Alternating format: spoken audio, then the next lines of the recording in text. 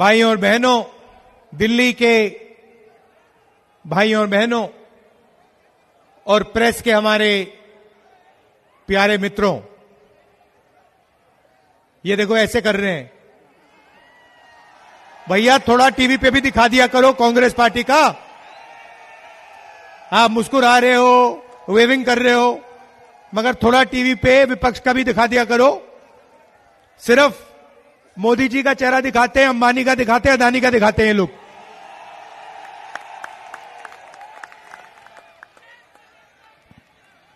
तो भाइयों और बहनों, विचारधारा की लड़ाई है। एक तरफ संविधान, कांग्रेस पार्टी, भाईचारा, एकता, मोहब्बत, और दूसरी तरफ बीजेपी और आरएसएस 400 पार, संविधान को खत्म करने की विचारधारा, नफरत, हिंसा, इन दोनों के बीच में लड़ाई है। कांग्रेस पार्टी, गांधी जी, अंबेडकर जी, नेहरू जी ने मिलकर देश की जनता के साथ देश को यह संविधान दिया, और संविधान में साफ लिखा है कि हिंदुस्तान के सब लोग एक समान हैं। हर धर्म, हर जात,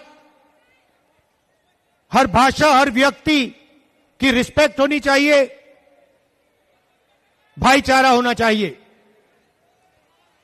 और पिछले 10 सालों में बीजेपी ने नफरत, हिंसा फैलाई है, भाई को भाई से लड़ाया है, हिंदू को मुसलमान से, ईसाई से, सिखों से,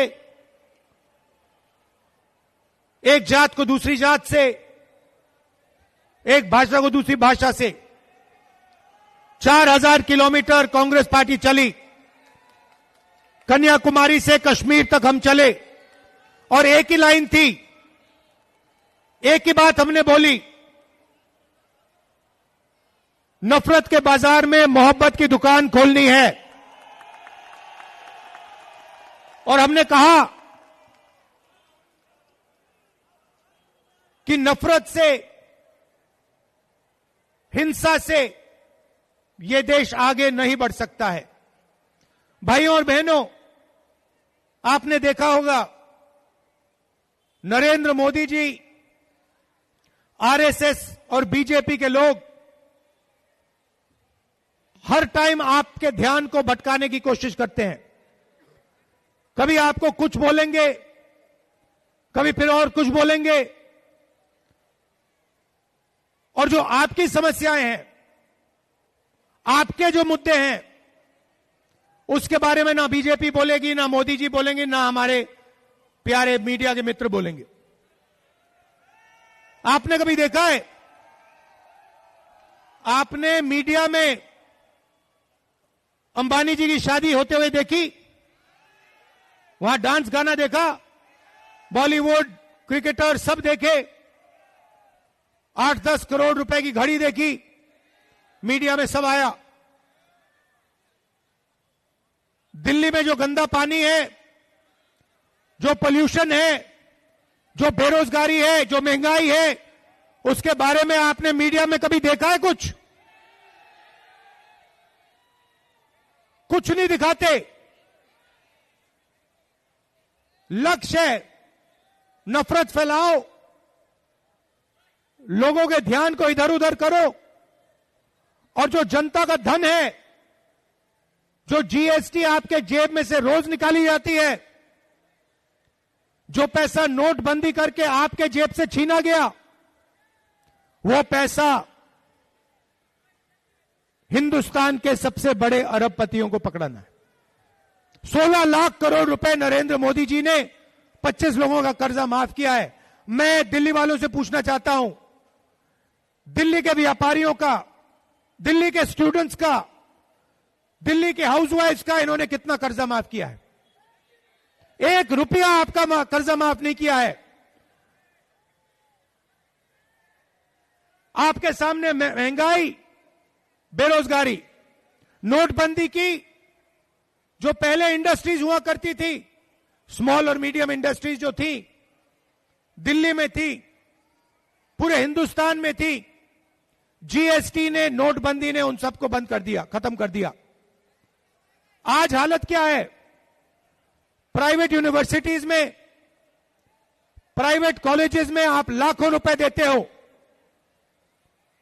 मजदूरों के बच्चे प्राइवेट यूनिवर्सिटी कॉलेजेस में जाते हैं, प्राइवेट स्कूल्स में जाते हैं, सर्टिफिकेट लेते हैं, कोई इंजीनियर बनता है, कोई डॉक्टर बनता है, और फिर उसके बाद लाखों रुपए देने के बाद, मेहनत के पैसे देने के बाद आपको पता लगता है कि हिंदुस्तान में बेरोजगारी है, इंजीनियरिंग की डिग्री हो कोई मतलब नहीं, मजदूर का काम करना पड़ता है, कुली का काम करना पड़ता है।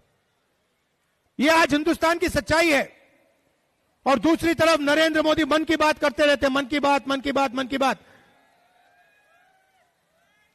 हम अपनी मन की बात नहीं करने आए हैं, हम आपकी मन की बात सुनने आए हैं। और इसलिए हमने मैनिफेस्टो में आपसे पूछकर, आपसे सुनकर जो आपकी मांगे थी, हमने अपने मैनिफेस्टो में गारंटीज दिलवाई हैं। सीधा महिलाओं के बैंक अकाउंट में हम पैसा डालने जा रहे हैं, गैस सिलेंडर का दाम हम कम करने जा रहे हैं। तो यह लड़ाई विचारधारा की है। और कल परसों मैंने मीटिंग में एक बात बोली कि देखिए, इस देश में 50% पिछड़ा वर्ग है, कम से कम 50% पिछड़ा वर्ग है, 15% दलितों की आबादी है, 15% माइनॉरिटी है, मुसलमान, क्रिश्चियन, सिख, ईसाई, 8% आदिवासी है। अगर आप सबको जोड़ दो 90% इन लोगों की आबादी है। मगर आप हिंदुस्तान की कॉर्पोरेट इंडिया को देखो, प्राइवेट यूनिवर्सिटीज कॉलेजेस को देखो, मीडिया को देखो, जुडिशरी को देखो, 90% में से आपको इन संस्थाओं में, इन इंस्टीट्यूशन में एक व्यक्ति नहीं मिलेगा। आपको रिप्रेजेंटेशन मिल गई, मगर आपको भागीदारी आज तक नहीं मिली है। यह सच्चाई है। बजट का पैसा आप देते हो, जीएसटी का पैसा हिंदुस्तान के गरीब लोग देते हैं, 50% पिछड़ा वर्ग है, 15% दलित, 15% माइनॉरिटी, 8% आदिवासी, 90% आबादी आपकी है। जितनी जीएसटी आप देते हो उतनी जीएसटी अदानी अंबानी देते हैं। अगर हिंदुस्तान का सबसे गरीब व्यक्ति एक शर्ट खरीदे तो उस शर्ट के लिए जितना पैसा वो सबसे गरीब व्यक्ति देगा उतनी ही जीएसटी अदानी अंबानी देंगे। यह बिल्कुल बेईमानी है। आप पैसा देते हो, आपका कर्जा कभी माफ नहीं होता, आपके जेब से पैसा निकलता है, मीडिया और नरेंद्र मोदी मिलकर अदानी जी के साथ, अंबानी जी के साथ आपका पैसा लेते हैं, छीनते हैं। भाई और बहनों, इस पैसे को 90 लोग बांटते हैं, आईएएस अफसर हैं, बजट का हर पैसा ये लोग बांटते हैं। कल आपको दिखेगा फाइनेंस मिनिस्टर जाएंगी ब्रीफकेस लेकर, वहां पे फोटो आएगी, फोटो देखना, फोटो में आपको एक दलित नहीं दिखेगा, एक आदिवासी नहीं दिखेगा, एक पिछड़े वर्ग का व्यक्ति नहीं दिखेगा, एक माइनॉरिटी नहीं दिखेगा। 5-6% लोग सारा का सारा धन, सारे की सारी संस्थाओं को उठा के ले जा रहे हैं। 90 अफसर हैं जो कल बजट बनाएंगे, 90, और 90 में से 3 अफसर ओबीसी वर्ग के हैं। आपकी आबादी 50%, 90 में से 3 अफसर आपके। और कल बजट में अगर 100 रुपए बटेगा तो आपके अफसर सिर्फ 5 रुपए का निर्णय लेंगे। दलितों की 15% आबादी है, 90 में से 1 अफसर उनका। अगर कल बजट में 100 रुपए बटेंगे तो दलित अफसर 1 रुपए का निर्णय लेगा, आदिवासी 8%, उनकी भागीदारी 100 रुपए में से 10 पैसे, दलितों 15% आबादी, भागीदारी 1%, पिछड़ा वर्ग 50% आबादी, भागीदारी 5%, सबको मिला लो 6%, 6 रुपए 10 पैसे 100 में से आपके। कॉर्पोरेट इंडिया को देखो, सबसे बड़ी कंपनी की लिस्ट देखो, उनके मालिकों के नाम निकालो, वहां पे आपको एक दलित, एक आदिवासी, एक पिछड़ा, एक माइनॉरिटी नहीं मिलेगा। यह हिंदुस्तान की सच्चाई है। इसीलिए मैंने पार्लियामेंट में कहा, कांग्रेस पार्टी के नेताओं ने कहा, हम जाति जनगणना करेंगे और देश के दलितों को, आदिवासियों को, पिछड़ों को, माइनॉरिटीज को दिखा देंगे उनकी आबादी कितनी है, उनकी भागीदारी कितनी है। दूध का दूध, पानी का पानी कर देंगे। यह काम नरेंद्र मोदी नहीं कर सकते। भाइयों और बहनों, लड़ाई इसी बात की है। 90% के पास कुछ है ही नहीं। आप मेहनत करते हो, आप मजदूरी करते हो, देश में पिछड़ा वर्ग, दलित, आदिवासी कहां मिलेगा? यह आपको मजदूरी करते हुए दिखेगा। ये जो बड़ी इमारतें बनती हैं, ये इंफ्रास्ट्रक्चर बनता है, ये बनाता कौन है? ये बनाते आप लोग हो। ये जो सड़कें बनती हैं, बनाता कौन है? दलित, आदिवासी, पिछड़ा वर्ग, आप लोग बनाते हो। फायदा कौन ले जाता है? 5% लोग, अंबानी, अदानी, 16 लाख करोड़ रुपए वाले लोग, और बीच में केजरीवाल जी। ये देखो, ये इनकी फोटो है, टीम केजरीवाल। ये इनको ये नवरत्न कहा है। इसमें लिस्ट है इनकी, देखो, इनकी लीडरशिप टीम की लिस्ट देखो। अरविंद केजरीवाल, मनीष सिसोदिया, आतिशी सिंह, संजय सिंह, सत्येंद्र जैन, राघव चड्ढा, संदीप पाठक, सौरभ भारद्वाज, अवध ओझा, ये टीम केजरीवाल है। इसमें से भैया मुझे एक दलित नाम दिखा दो, एक आदिवासी, एक दलित, एक पिछड़ा वर्ग, एक माइनॉरिटी का नाम दिखा दो इसमें, टीम में, लीडरशिप टीम में। यह भी 2-3% की पार्टी है। केजरीवाल जी आए थे, कहा था दिल्ली की राजनीति को साफ करूंगा, यमुना को साफ करूंगा, चेंज लाऊंगा। सबसे बड़ा भ्रष्टाचार, शराब का भ्रष्टाचार केजरीवाल जी ने और सिसोदिया जी ने किया है, यह पूरा देश जानता है। उन्होंने कहा था, 5 साल पहले कहा कि मैं यमुना का पानी पीऊंगा, यमुना में डुबकी लगाऊंगा। केजरीवाल जी, यमुना का पानी छोड़ दीजिए, यहां झुग्गी झोपड़ी का, दिल्ली का नॉर्मल पानी पी के दिखा दीजिए।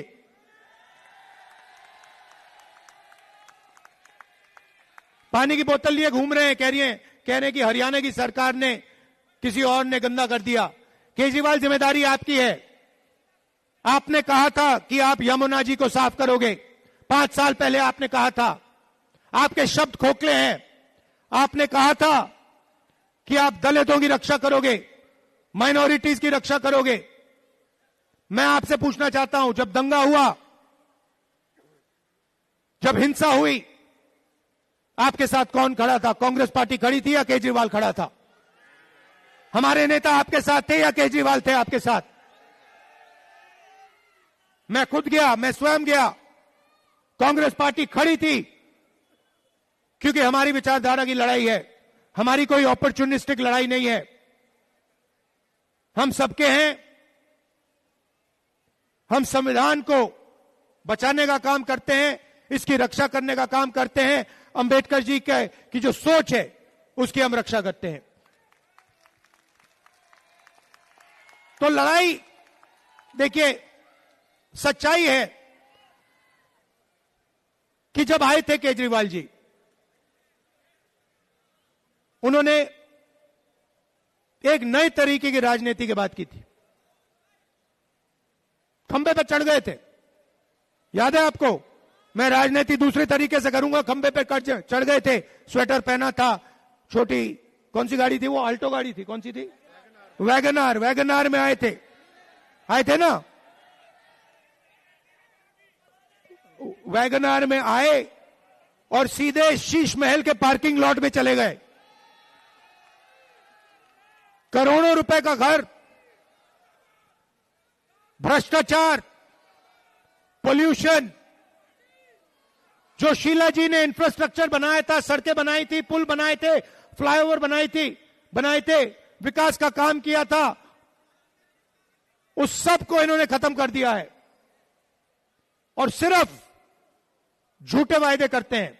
आप केजरीवाल जी की स्पीच सुनिए, मोदी जी की स्पीच सुनिए, एक के बाद एक झूठी बात बोलते हैं।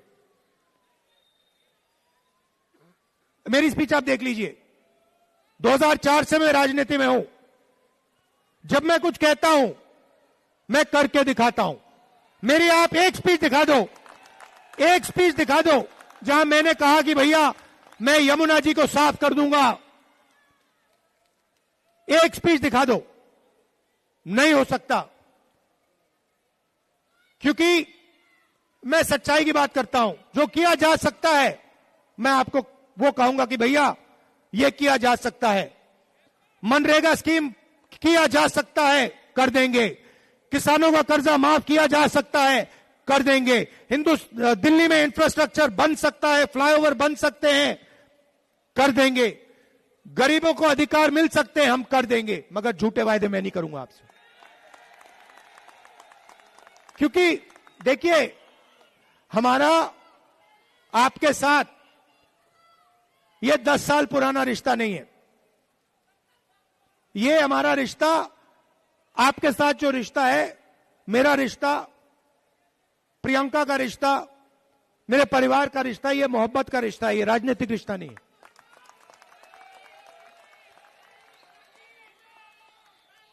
और हम आपसे मोहब्बत करते हैं, प्यार करते हैं। जैसे मैं अपनी बहन को देखता हूं, वैसे ही जैसे मैं अपनी मां को देखता हूं, बहन को देखता हूं, पिता को देखता था, वैसे ही मैं आपको देखता हूं। आप मेरे परिवार जैसे हो, मैं आपसे मोहब्बत करता हूं, तो मैं आपसे झूठ नहीं बोल सकता। यह सच्चाई है। अब आपके सामने चॉइस है, हमारे ये कैंडिडेट्स हैं। एक तरफ कांग्रेस पार्टी की विचारधारा, आ जाइए, यहां आ जाइए, आगे आ जाइए, नहीं यहां नहीं आइए, वहां आइए, मुझे जगह चाहिए थोड़ी। हाँ। ये हमारे कैंडिडेट्स हैं, इनको आप दिल से समर्थन कीजिए। दिल से समर्थन करोगे, दिल से